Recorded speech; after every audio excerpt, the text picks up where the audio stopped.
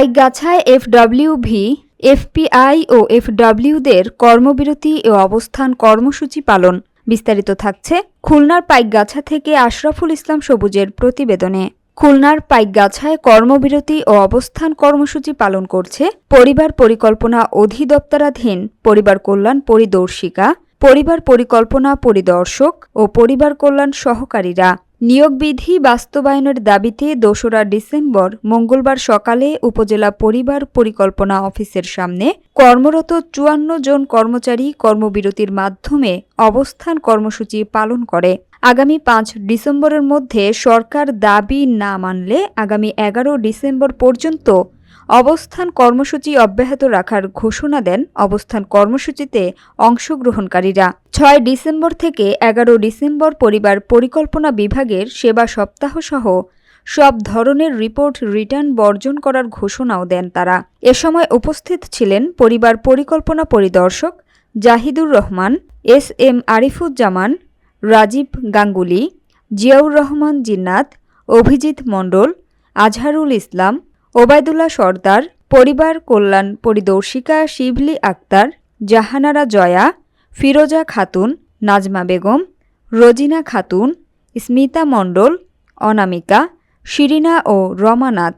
উল্লেখ্য, পরিবার পরিকল্পনা অধিদপ্তরের আওতায় অত্র উপজেলায় ৬ জন পরিবার কল্যাণ পরিদর্শিকা, ৯ জন পরিবার পরিকল্পনা পরিদর্শক ও ৩৯ জন পরিবার কল্যাণ সহকারী কর্মরত রয়েছেন।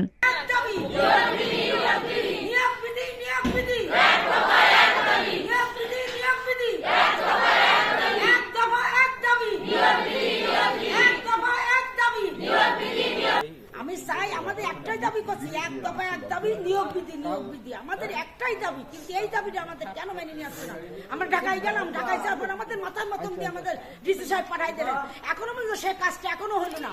বললেন যে উনি রবিবারের দিন উনি দেবেন, স্বরাষ্ট্র মন্ত্রণালয় আমি বললেন যে আমরা দিয়ে দেবো, কিন্তু তিনি এখনো তাও করেননি। কেন আমাদের পরে এত অফিসার এতই কেন আমাদের পাঠাই দেওয়া হলো?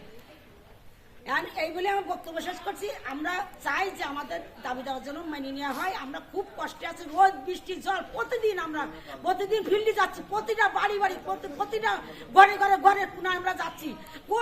কোন ডিপার্টমেন্টের লোকেরা ঘরের কোনায় যায়, প্রতিটা বাড়ি যায়, প্রতিটা বাড়ি মাদের দেখবো, বাচ্চাদের দেখবো, সবাই দেখবো, তাদের ফ্যামিলির সবাই সুখ সুবিধা দেখবো। কেন আমাদের কোনো নিরাপত্তাও নেই যে এই অন্ধকারের ভিতরে আমরা ২৪ ঘন্টা আমরা কাজ করতেই আসি, কিন্তু আমাদের দাবি দেওয়া কেন মেনে নিয়ে আসছে না? সবাই দাবি দেওয়া মেনে নিয়ে আসছে, কিন্তু আমাদের দাবি দেওয়া কেন মেনে আসছে না? এই ৩ শ্রেণীর কর্মচারী তারা স্বাধীনতার পর থেকে অদ্যাবধি বাংলাদেশের জনসংখ্যা নিয়ন্ত্রণে একটা গুরুত্বপূর্ণ ভূমিকা পালন করে আসছে। বাট তারা আজ বাংলাদেশ স্বাধীন হওয়ার পর থেকে কোনো সুযোগ সুবিধা অন্যান্য যে বাংলাদেশের সরকারি কর্মচারী আছে তাদের প্যারালালি তারা অন্যান্য সুযোগ সুবিধা থেকে বঞ্চিত। আজকে তারা শুরু থেকেই আমাদের পরিবার কল্যাণ সহকারী ১৭তম গ্রেডে তারা চাকরি করে, যেটা বাংলাদেশের প্রেক্ষাপটে বলা হয় চতুর্থ শ্রেণী। চতুর্থ শ্রেণীর কর্মচারী হলে তাকে কোনো কাগজ কলমে সেবা প্রদান করার কোনো বাংলাদেশের বিধিবিধান নাই, কিন্তু তারা আজকে একটা সফিস্টিকেট টেকনোলজি ট্যাপ, যেটা তার একটা সফটওয়্যার আছে যেটা তাদের হাতে তুলে দেওয়া হয়েছে। এটা এটাই কাজ করতে গেলে অবশ্যই তাদেরকে অনেক মেধাবী এবং ডাইনামিক হতে হয়। তারা কিন্তু সেই সেবাটা অনেক ভালোভাবে প্রদান করছে। তাহলে এর থেকে বোঝা যায় তারা অনেক কোয়ালিটি সম্পন্ন, বাট তাদেরকে আজকে ১৭তম গ্রেডে রেখে দেওয়া হয়েছে। এটা তাদের প্রতি একটা অবহেলা, অসম্মান এবং তাদের প্রতি সরকারের উদাসীনতা বলতে হবে। যারা আজকে ১৭তম গ্রেডে বসে এই ধরনের একটা সেবা প্রদান সরকারের প্রত্যাশা করে যাদের কাছ থেকে, তারা কেন অবহেলিত থাকবে? তাদের নিয়োগ বিধি নাই। আমরা আজকে এই দপ্তরে যতদিন থেকে যোগদান করছি আজকে পর্যন্ত আমাদের কোনো নিয়োগ বিধি নাই। নিয়োগ বিধি ছাড়া আমরা নিয়োগ পেয়েছি। আমাদের অন্য কোনো তেমন দাবি দাবা নাই। আমাদের যে বেতন গ্রেড খুব বেশি উন্নতি করতে হবে, আমাদের সুযোগ সুবিধা খুব বেশি দিতে হবে, এ ধরনের আমরা দাবি করছি না। আমরা শুরুতে প্রারম্ভিকভাবে একটা দাবি করছি যে আমাদের একটা নিয়োগ বিধি হোক, আমাদের একটা ল্যাডার সিস্টেম তৈরি হোক, যে এখান থেকে আমরা আস্তে আস্তে প্রমোশন পেয়ে কোথায় যেতে পারবো। আমরা সরকারের কাছে কোনো আর্থিক সুবিধা দাবি করে সরকারকে কোনো রকমের চাপে ফেলতে চাই না। আমরা চাই আমাদের ন্যায্যতা যেটা আমাদের নিয়োগ বিধি, সেই নিয়োগ বিধিটা সরকার আমাদের বাস্তবায়ন করুক এবং আমাদের সামনে একটা ল্যাডার সিস্টেম দাঁড় করিয়ে দিক, যেটার মাধ্যমে আমাদের FWVরা পরবর্তীতে কোথায় যাবে, আমাদের FPIরা পরবর্তীতে কোথায় যাবে এবং আমাদের FWরা পরবর্তীতে কোথায় যাবে। এটা হলে আমাদের চাকরিতে একটা হবে, আগ্রহ তৈরি হবে এবং আমরা অনুপ্রাণিত হব যে আমরা ভালো কাজের মাধ্যমে পরবর্তীতে আমরা এই পোস্টে যেতে পারবো। আমরা দেখছি অন্য দপ্তরে সেখানে 18তম বা 20তম থেকে চাকরি করে তারা এক সময় 10ম গ্রেডে চলে যাচ্ছে, কিন্তু আমাদের যারা 76-এ নিয়োগ তারা ওই একই পোস্টে 17তম গ্রেডে নিয়োগ পেয়ে তারা মনের কষ্ট নিয়ে তারা চলে গেছে অবসরে।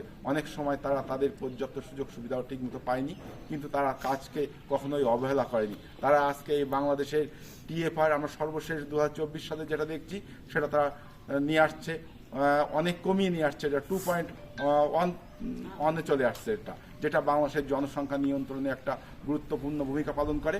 তারা জনসংখ্যা বৃদ্ধির হারও অনেক কমিয়ে নিয়ে আসছে। তারা বাংলাদেশকে একটা সুখী সমৃদ্ধ দেশ গড়ার জন্য দৃঢ় প্রত্যয় নিয়ে তারা কাজ করছে।